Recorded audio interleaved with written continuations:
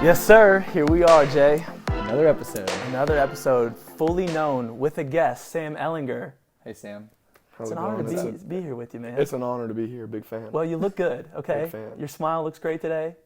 He has the softest hair, just so you know. He has the softest hair of all time. That's nice. I can't be around you and not Debatable. just be back there. It is true. It's a weird, but it's just, it is what it is. But Sam, you are the quarterback for the University of Texas, and this is your senior season you're going into. So it's exciting, and we've known each other for probably 2 years now, man. And it was weird. It was sort of like an arranged marriage type of friendship where Matthew Merrick, shout out Money Ice, he's going to be a guest. So get prepared, Matthew. Pig leagues. Matthew met you at Texas, and so Matthew kept saying, Grant, there's this new guy, Sam, and you got to meet him. Kept hyping you up. And I was like, who's this Sam guy? And Matthew kept going to you and be like, you got to meet my boy G. And you're like, bro, who's G? So for 5-6 months, we're just being built up. Yeah, I had a best friend that I had never met before. It was already there. You hadn't? I've been there. It was already there. And it's interesting because you're almost nervous. You're like, it's almost like a first date. It's like, I want to impress. And he wanted to impress, and it was like, I want to get along with you. And You don't want to force it. let's not force it. Let's be natural. Hi. But it was magical. It was one of those, we walk in, and I was like, Sam. And he was like, G. Oh, my God. And we came into one of those. And we embraced, and I was like, okay, Sam, I think we're going to be great friends. But then it was the next morning where it was like, that's what took us to the next level. The next morning, we're at a lake house, and me and Sam get together with Matthew, and we're like, hey, before we get all the activities started, before we have the full lake day, do you want to open our Bibles and just have a Bible study and start the trip off like that? And you were like, bro, I'm so in. And I think at that moment, that's when I was like, man, Sam, that's Sam's heart. And I think that's what I'm so attracted to, and that's what our relationship has built upon. We haven't had a night together where we're not up till 3, 4, 5 a.m. Yep. I can testify to that. Last night, our first night to meet and hang out. First night. And we were up till 5 a.m. I 5 haven't a.m. done that since college. 5. I can't believe I'm awake right now. We hit it solid 5. We did, but We did. that's what our relationship is, man. It's so special because I love it because it leaves. We don't want to talk about sports. Nope. All We didn't talk wanna about football one time. Is our faith and how great God is and the world and so many incredible things that you can't do in your regular everyday day-to-day life. 100%. And so it's a special relationship, and it's an honor to be here. Sam, you're one of those guys that when we lay down, it's like time to dream. And you saw that last night where it was like, how can we change the world? Yeah. Not about, man, how, blah, blah, blah, football season, how's school going, but it's like, how can we change the world? And I think a lot of people see you as just Sam Ehlinger, the quarterback. He's the football guy. And I think everybody sees you, especially at Texas, where people are like, man, that is the job that I want. I wish I could be Sam Ehlinger. And I think there's so much that people don't see that comes with that job that is not necessarily glorious and fame and awesome. And so kind of what I want to talk about today is being fully known. And everybody, I think, knows you as the football player, but what I want to talk about is what are some things that maybe you don't like sharing and maybe that are hard to go through, and what are some things that go on in your life where it's like, man, you probably wouldn't know this unless we talked about it like this in an intimate setting. Absolutely, yeah. I want to be as vulnerable as possible today. Yeah. And I want to first start off by saying that I'm not perfect by any stretch of the imagination. I know that I love God, and I know that He loves me, and ultimately that's what matters. And so I make a ton of mistakes. I'm not sitting here trying to say that I have it figured out, because I don't.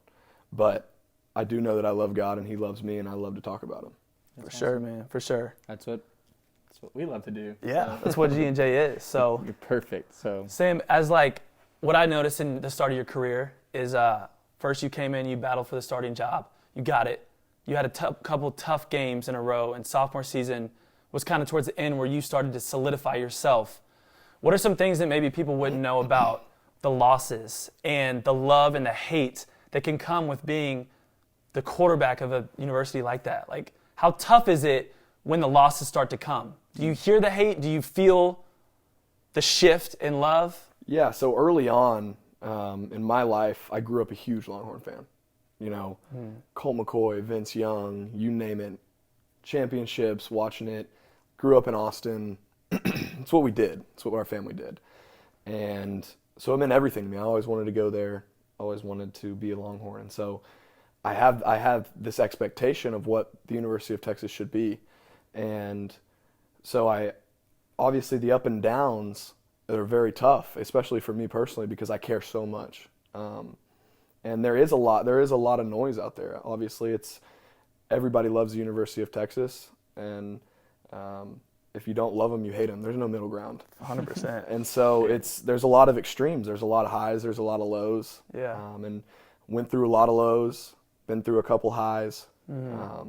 And really what I've learned that has helped me out so much is it's not the opinion that counts of the critic, the armchair, the fan in the stand.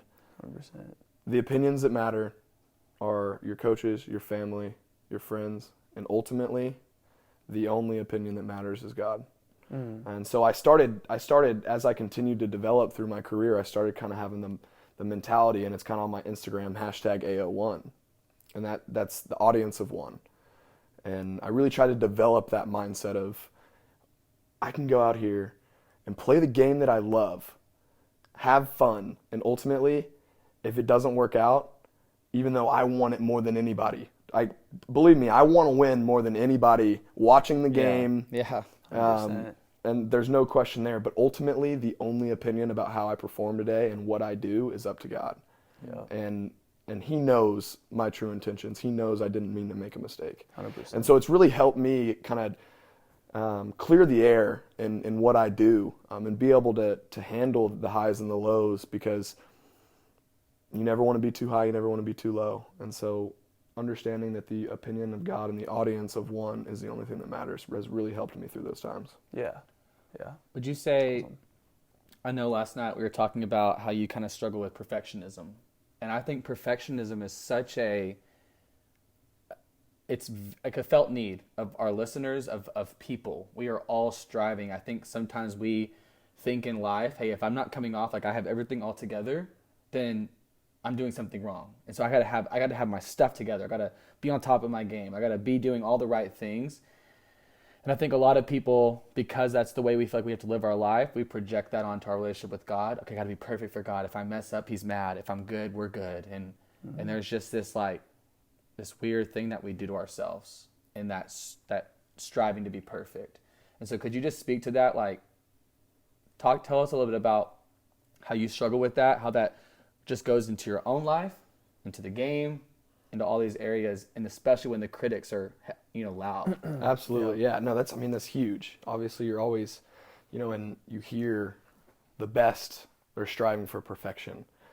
And my coach tells me all the time, stop trying to be perfect, just go play the game. And so I definitely have that perfectionist in me where I want to be the best that I can be for everybody else around me, and I want to do all these things. And so it does correlate. It translates into my relationship with God. And we had a talk this morning. I said, Jay, I find myself really focusing on the mistakes that I make and the shame that I feel. And you said, you're trying to be too perfect. That's not what matters. The mistakes aren't what matter. What truly matters is that God loves you and you understand that and you love Him. Yeah, Romans 5:8 said, but God demonstrated His own love towards us, that while we were still sinners, not like when Sam got cleaned up, not after Sam had a good game, not after G&J made a podcast. It's like, while we were in the depths of our sin, Christ died for us. And that's just not what people do. If they don't look, when you mess up, they're so quick to throw stones. But God is such a different type of love, where it's like, no, while you were still sinners, I sent my son. Yeah. That's so hard for us to understand. It makes sense how it's hard for you to understand, because you're so used to when I do bad, critics, hate. Absolutely. When I do good, love, support, praise. Yeah. So of course you're going to project that onto is that what God, we have to fight that. No doubt. No doubt. Sorry, keep going. But. No, yeah, I mean you nailed it, but it's just chasing that perfection can translate. You're always, I got to do this exactly right. I got to do this exactly right. I got to do this exactly right. And then you get to your faith and you're like, I got to do this exactly right. Yeah. And we're not perfect. Yeah. Can't be. And so, yeah, that's absolutely a thing, and I struggle with that.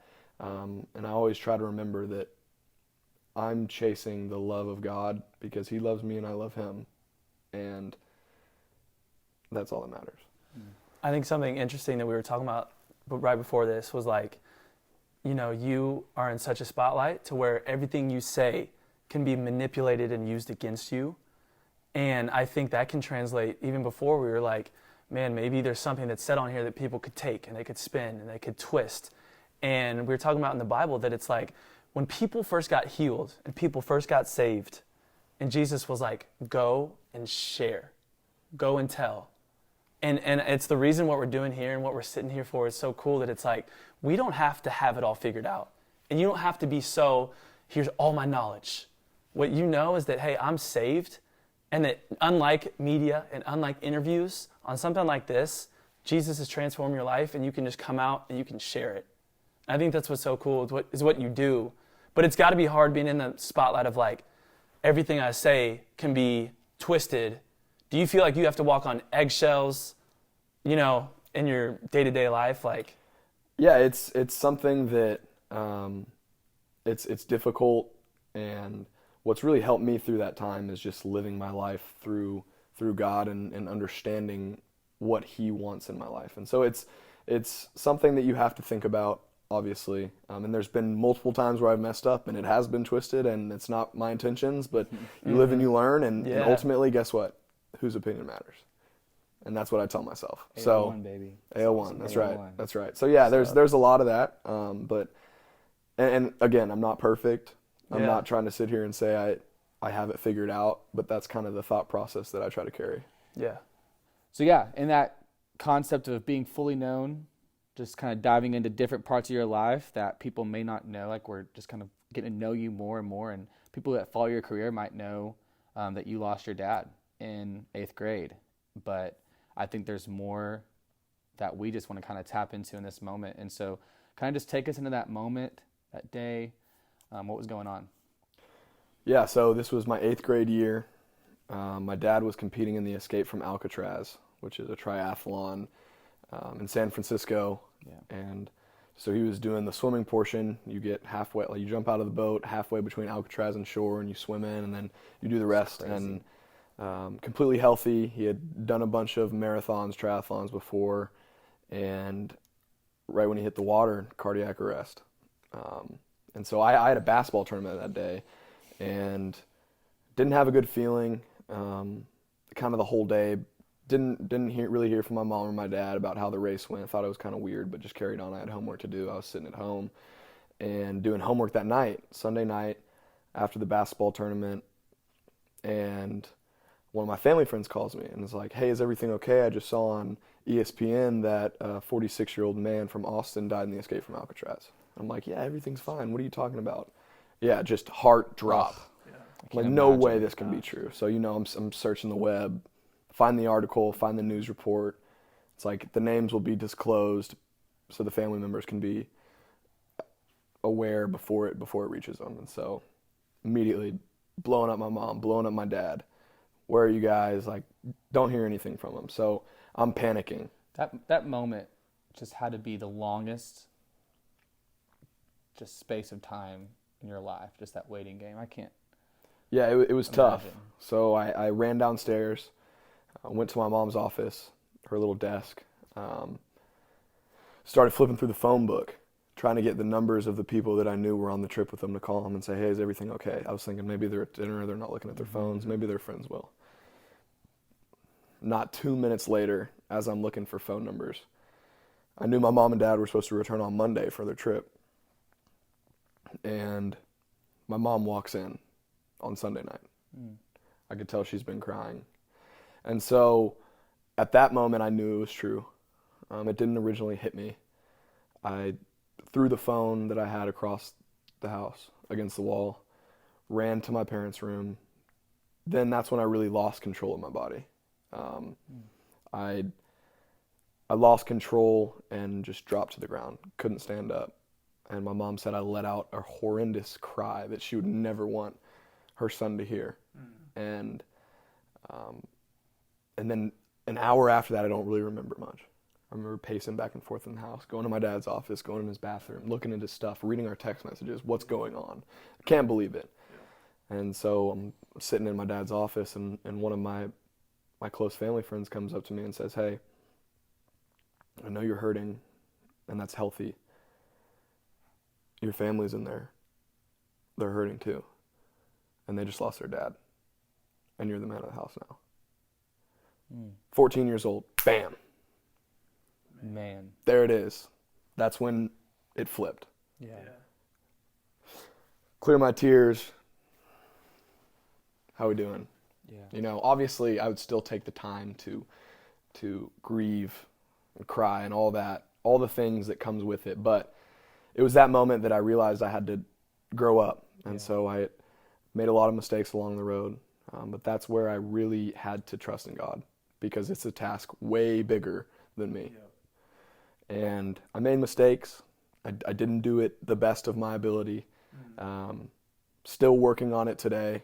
My family's in a great spot. Love them to death. That's incredible, man. Yeah, it was a test for sure. Because you have a younger brother and a younger sister, right? Yeah, younger brother, younger sister, 2 years apart each. So, and then my mom is just, I mean, seeing your mom cry every day is the worst thing ever. Yeah. And so she lost the love of her life, and so taking care of them and taking care of her, that was what I had to do, but also taking care of myself and knowing that they come before me. Yeah. It's amazing. It's awesome. So your life has been kind of full of just putting others before yourself. And like we talked about this for a long time last night, is you're kind of waking up to this realization of like, no one made you, but you kind of assumed that role, which is so like commendable, because it's like, man, when they needed a leader, you rose to the occasion. And I guarantee you that's one of the best traits that even your team has in you, is that when they need a leader, you don't back down. Like when the people around you need a leader, you rise up. And that clearly has been a God-given gift of yours, leadership, since a young age. But like we talked about last night, is we're only capable of holding so much of others' pain, others' sorrow, others' mourning, and we have to sometimes give up and be broken and be human. And that's hard when you've suppressed and you've been the tough one. Absolutely. Time, yeah. When you're the tough one on the team, Yep. You don't get to like take an L like everyone else can. You have to get back in the gym, and you have to get back. You got to go to the next game. You don't ever get to take time. Mm-hmm. And so what would you say to the person who is like going through a season of pain and is going through like just a hard time, and it can feel like they're trying to they got to be tough. They can't deal with it. They got to keep moving on, pushing forward. Like, what would you say to them? Yeah, I've been there. I'd say, you're not alone. I feel like so many people think this pain is so strong. I don't want to talk to anybody because no one knows what I'm feeling. Trust me, everybody knows. Everybody's gone through something. And it might be different in an aspect, but that pain is real and everybody knows what that pain is. So I would say just trust and love and grieve. Emotions are good. Mm-hmm. That's one thing that I wish I knew, and I wish I continued to work on as I got older, was emotions are a good thing. Letting those out and telling people how you feel, being up front, talking to God, telling him how you're feeling, praying to him to help and fill those holes. Mm-hmm. If you just do that and you continue to take it day by day and get better through his word and continue to strive for his love and continue to do that and keep your head down, you'll look back a few months, a few years down the road and say, wow, look how far I've come. Yeah. That's good stuff. I see you, and like your stigma on the team is kind of like you're the dog guy, you're the heart guy.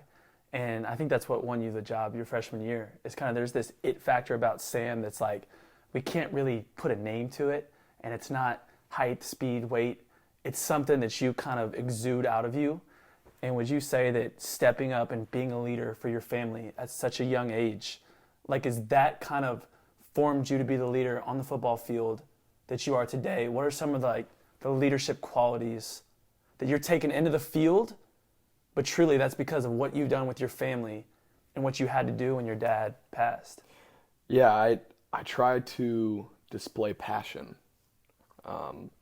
and use the gifts that God's given me to my greatest ability, and show that passion through the game of football because I love it, and I love the University of Texas, and I love competing. I love teams. I love brotherhood. I love all that. I'm doing what I love, so why would I play it any differently? And so, really, when I'm out there, I'm trying to play the hardest that I can, do whatever it takes to win the game, and also having fun with the guy next to me and understanding that all I'm doing is glorifying the gifts that God has given me. Mm-hmm. It's amazing, bro. Yeah. Cool. Well, let's start to wrap up. Yeah. I think for me, what I want people to walk away hearing as we finish this thing is, the best thing about you has nothing to do with your sport. And I love telling that to everyone. Whatever it is that they've chosen to identify themselves, what they do, it's what you do does not define who you are. The best thing about you is that you're a son of God, that you have surrendered your life to want to follow him and want to love him more and experience more of his love. And I just want to say that I'm so thankful that this morning we got to sit down at our favorite spot. Royal Blue, baby. We took him in on the confession spot, man. Yeah. And we got to just remind each other of the gospel. And I think that's what I want people to hear is this morning I looked at you and I asked you, Sam, 0 to 10, how sure are you that you're going to heaven? And you looked at me immediately and said a 10. Mm-hmm. I said, I love that. I said, so you get to heaven and God says, Sam, why should I let you in? And the beginning, which I think I do, I think I might know it here, but I live my life contradicting to what I know, that I think a lot of us, like you said in that moment, is we look and with the best intention we say, because God, I've tried to use my life to proclaim your name, to share your love, because I've tried to know you more. And as we talked more, what we realized, like we taught and spoke to earlier, is it has nothing to do with us. What does it have to do with? It has everything to do with God sending his son, sacrificing his life for our sins, so that we as sinners are washed clean of sin when we come before him. Exactly. Bam. And when people tell me that, if they remind me of the gospel, you reminded me of the gospel this morning, and we got to look at each other and say, if God were to ask us that, what would we say? It would say, I on my own can do nothing to get into heaven. But the reason why you should let me in is because you sent your son to pay for my sin. Absolutely. Mm-hmm. And that's the best thing about you, is that you're covered by the blood of Jesus. And it's man, if people want to know Sam, that's the best thing they can know about Sam, that's what he stakes his life on. Absolutely. 100%. And so, JD out. G, take us home. Sam, take us home. Sam, I'm grateful for you, bro. And it's cool we got to finally get us together with the night with you, and it was just cool to see, man. We see so much more than what everybody else knows and sees, and your character and your heart and your love for the Lord is awesome, dude. Mm-hmm. So appreciate you being here, my man. Appreciate you, my dude. Appreciate you. Thanks for having me. I want to close out on the note that nobody's perfect, and I think it's very relatable for everybody that you're going to make a mistake. You're going to make a mistake every day. And that's what's so great about Jesus, about God, about Christianity is you're forgiven of that. Mm-hmm. And if you keep 100%. On that path and you know that he loves you, and exactly the reason why we're going to get into heaven, because God sent his son to sacrifice his life for our sins. That's the coolest part. I love it, man. I love it. So we're wrapping up Fully Known. Yeah. We check out our other episode where we're going to kind of dive in on okay, so practically, what does it really look like to be fully known by someone? Man. And love it. That has been a whole new adventure for us that we're excited to talk about. So thank you, Sam, one last time for being here. Big fans of G&J. I appreciate it. I love it. Big fans of Sam Ehlinger. So see you guys soon. All right.